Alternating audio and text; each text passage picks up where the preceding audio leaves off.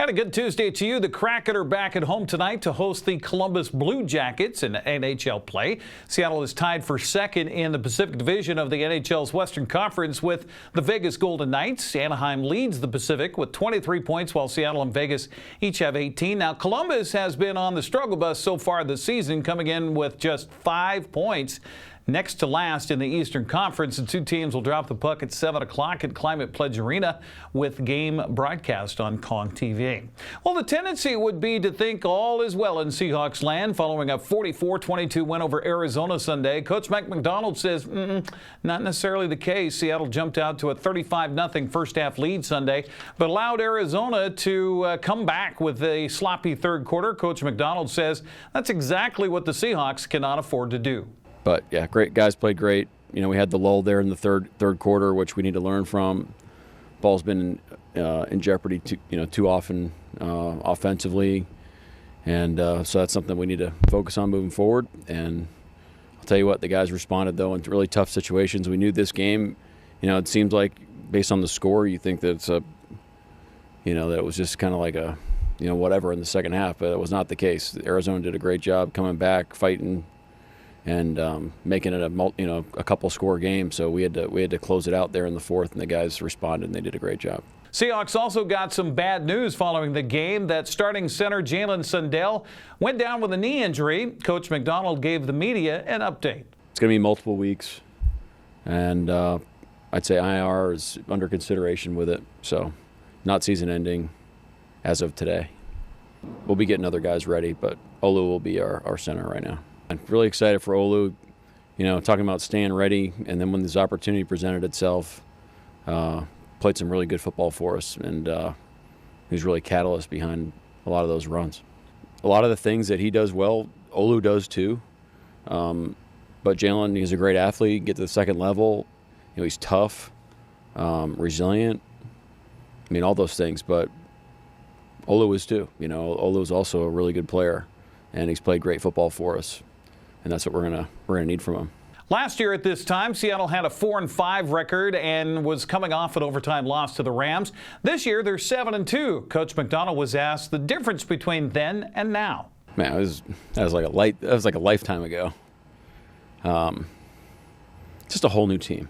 It's really haven't taken a step back to say where we are, because it really doesn't matter where we're at right now. What really matters is that we had an awesome team meeting, and we had a great lift, and we had a great meeting. Okay, now we got to go put a great game plan together, and then on Wednesday we got to go have a great first and second down install, and we got to execute at a high level, and we got to fix it. And then that's kind of where our mind is at right now. Seattle continues to have younger players step up, like that of Nick Eamon-Warry, who led the team with 9 tackles and a half sack Sunday versus Arizona. Coach Mike Macdonald says, well, that starts with clear and concise coaching. It's what we said from the beginning. As a coach, has to be clear. Where do you want me to stand? What do you want me to look at? How do you want me to do it? It can't be a bunch of ifs and maybes, kind of coaching points. So the guy knows what's expected of him on what he needs to do when he goes out there. So that's the first part. And the second part is you got to prepare.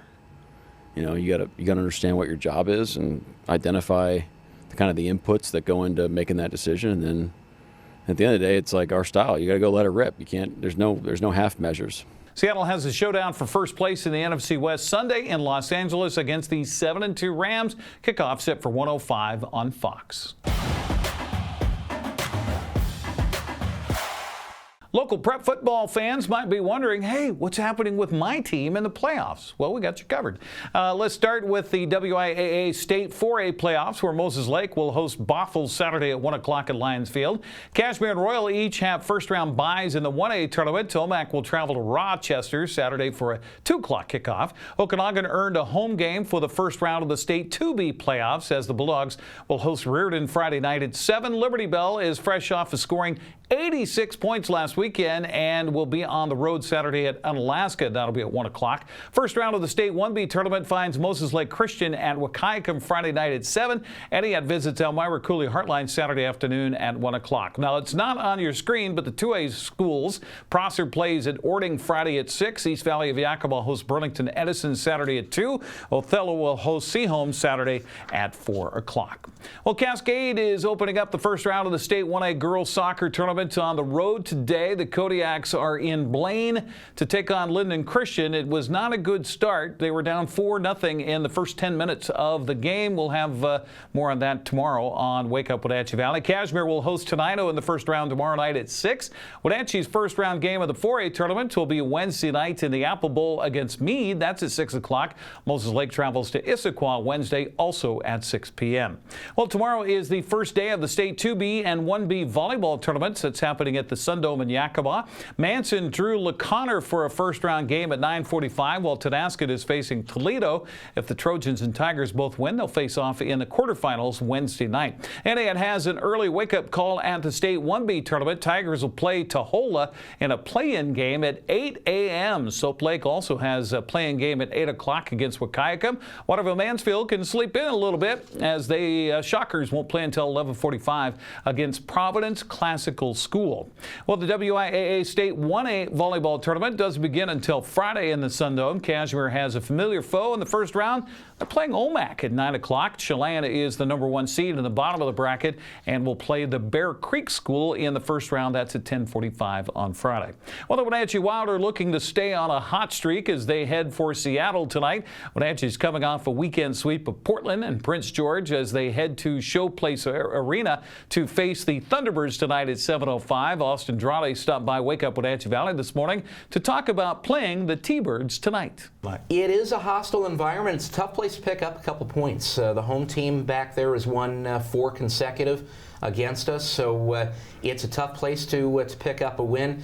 But we're playing against, the good news is, a team that has been penalized the most in the league, so if the Wild can keep their discipline, power plays could be coming tonight, and a team that has started well, but that hasn't carried through in the second period for some of their games, so a chance to kind of ride out a storm in the first period if we need to, and then push for the lead in the second period. But it's a game where you can't assume anything, you can't take anything for granted coming in, and it's a group that is very tough at home, not just against us, but all the teams that they've played at home this season. So it's an opportunity, but it's an opportunity that these guys got to take seriously. Wild continue the road trip Friday at Portland at 7 o'clock before coming home to host Prince Albert Saturday at 6, and Portland again Sunday at 4 o'clock. You can hear the action locally with Austin Draude on 560 KPQ. That's a check of sports news. I'm Eric Granstrom. Have a happy Tuesday.